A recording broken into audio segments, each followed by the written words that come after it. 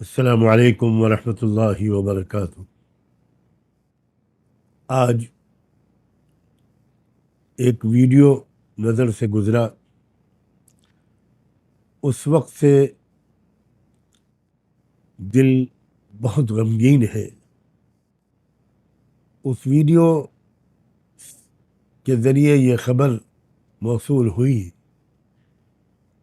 کہ مغربی U P کے مشہور شہر مظفر نگر کے کسی علاقے میں کسی کیفے پر یا دو کیفیز پر پولیس نے چھاپا مارا اور وہاں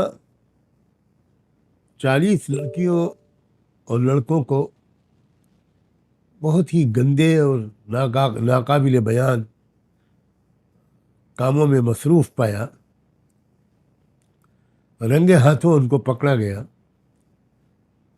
ان کے پاس سے شراب اور بیئر کی بوتلیں بھی ملی اور دوسری اور کچھ چیزیں بھی ملی جن کا میں نام نہیں لے سکتا۔ اور بہت ہی افسوس اور دکھ اور شرم کی بات ہے کہ لڑکیاں شاید سب کی سب مسلمان تھیں اور لڑکے سب یا ایک دو کو چھوڑ کر باقی اکثریت ہندو لڑکوں کی تھی۔ میری یادداشت کے مطابق ابھی تھوڑے دن پہلے مظفر نگر ہی میں ایسا ہی ایک واقعہ، شرمناک واقعہ پہلے بھی پیش آ چکا ہے۔ مجھے الفاظ نہیں مل رہے ہیں جن کے ذریعے میں اپنے دکھ درد کا اظہار کر سکوں اور مسلم والدین کو سے کچھ عرض کر سکوں۔ میں خود مغربی یو پی کے ضلع سنبھل کا اصل باشندہ ہوں، آبائی وطن میرا وہی ہے، اور میں مغربی یو پی کے حالات سے خاصا واقف ہوں۔ ویسے تو یہ بے حیائی اور بے شرمی کی وبا، آندھی اور سونامی پورے ملک میں چل رہی ہے، پوری دنیا میں شاید چل رہی ہے، لیکن میری معلومات کے مطابق مغربی یو پی کے وہ اضلاع جہاں مسلمان بہت خوشحال ہیں اور اکثریت میں ہیں یا بڑی تعداد میں، وہاں کی صورتحال بہت بری ہے، بہت بری ہے، بہت بری ہے۔ میں پہلے مسلمان بچیوں کے والدین سے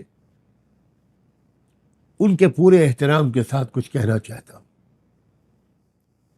کیا یہ بات صحیح نہیں ہے کہ آپ نے اپنے بچوں اور بچیوں کی تربیت کی طرف دھیان نہیں دیا؟ آپ نے ان کو ایک شریف پاکیزہ زندگی کے آداب اور اطوار نہیں سکھائے۔ آپ نے ان پر اندھا بھروسہ کر کے ڈگری کی تلاش میں کالجوں اور یونیورسٹیوں میں بھیج دیا۔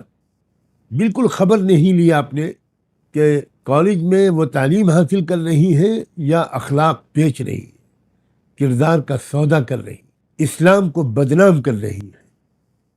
ماؤں سے بھی عرض کرتا ہوں اور باپوں سے بھی، کیا یہ بات صحیح نہیں ہے کہ اصل قصور آپ کا ہے؟ تربیت میں کمی، نگرانی میں کمی، باخبر رہنے میں کمی، اندھا بھروسہ۔ آپ کیا واقف نہیں ہے کہ باہر کا ماحول اور کالجوں کا ماحول بہت خراب ہے؟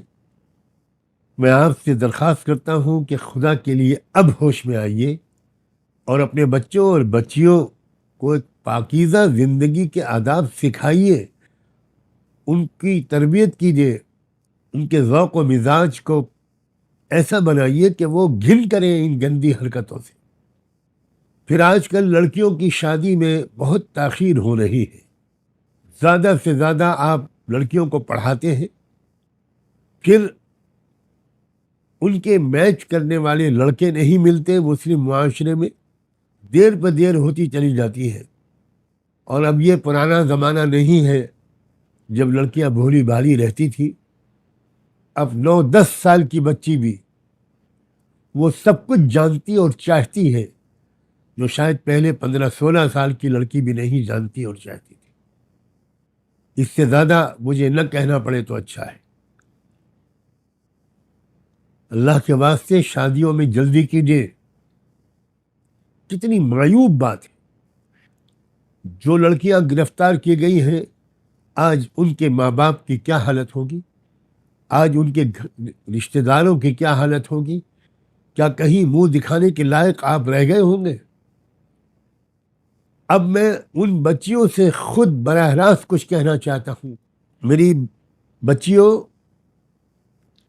تم میں سے کسی کا نام عائشہ ہوگا، فاطمہ ہوگا، خدیجہ ہوگا، کسی کا نام زینب ہوگا، کلثوم ہوگا، رقیہ ہوگا.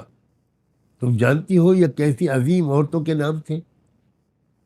تم جانتی ہو تو تم کس رسول پاک کی امتی ہو؟ میری بچیوں، تم مسلمان ہو، اسلامی تہذیب پر عمل کرو. جو غلطیاں ہو گئی میں صرف تم سے یہ کہتا ہوں اور بڑی محبت کے ساتھ کہتا ہوں، اب گڑگڑا کر رو رو کر اللہ سے معافی مانگو، توبہ کرو، اپنی زندگی کو بدلو. نماز پابندی سے جی لگا کر پڑھو، قرآن سے اپنے تعلق کو بڑھاؤ. کیا تم کو احساس نہیں ہوتا کہ تمہاری عمر کی لڑکیاں مسجد اقصی کی حفاظت میں جانیں دے رہی ہیں، شہید ہو رہی ہیں، سینے پر گولیاں کھا رہی ہیں؟ ان کی تمنائیں، ان کا کیریکٹر، ان کا کردار، ان کے جذبات کیا ہیں؟ اور میں اس سے زیادہ کہہ کر تمہارا دل دکھانا نہیں چاہتا کہ تم خود اپنے گریبان میں جھانک کر دیکھو کہ ان کا کردار کیا ہے اور تمہارا کردار کیا ہے، ان کی مشغولیتیں اور دلچسپیاں کیا ہیں اور تمہاری مشغولیتیں اور دلچسپیاں کیا ہیں. کیا تم اس بات کو نہیں سمجھتی کہ جن لڑکوں کو تم اپنا دوست سمجھ رہی ہو وہ تمہارے بدترین دشمن ہیں؟ ان کو اس کام پر لگایا گیا ہے کہ تمہاری زندگی برباد کرے، تمہارے خاندانوں کو بدنام کرے، تمہیں اس قابل نہ چھوڑے کہ کوئی تم کو اپنی بیوی کی حیثیت سے قبول کرے. تم نہ ادھر کی رہو نہ ادھر کی رہو.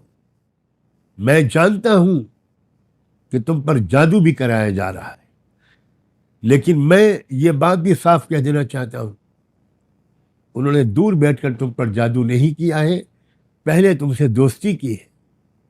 تم ان کی دوست بنی ہو، ان کے ساتھ پارکوں اور ہوٹلوں میں گئی ہو، تبھی ان کو موقع ملا کہ وہ کچھ مٹھائی کھلا کر یا کسی اور طریقے سے جادو کریں تم پر، اگر انہوں نے جادو کیا ہو.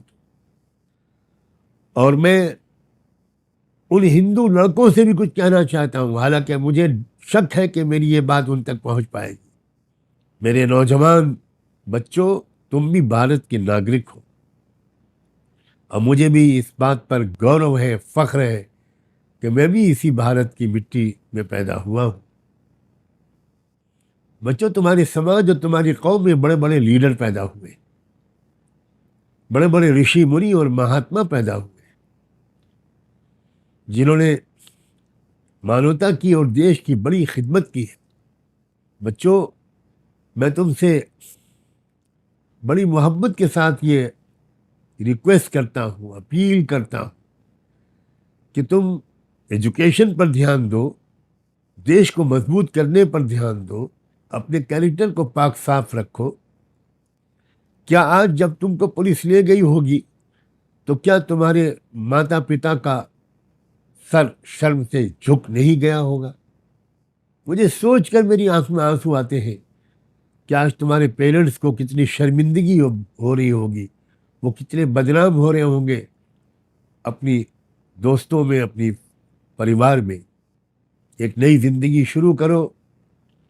میری شبھ کامنائیں تم سب کے ساتھ ہیں. اپنی زندگی کو بدلو اور ایک اچھے شریف انسان بنو، بچے بھی اور بچیاں بھی. میں 70 سال کا ایک بوڑھا بھارتی ناگرک ہوں.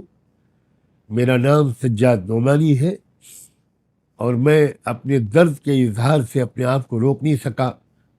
مجھے امید ہے کہ میرا یہ پیغام مظفر نگر کے علماء، مظفر نگر کے انٹلیکچوئلس، بدھ جیوی لوگ وہ گھر گھر پہنچائیں.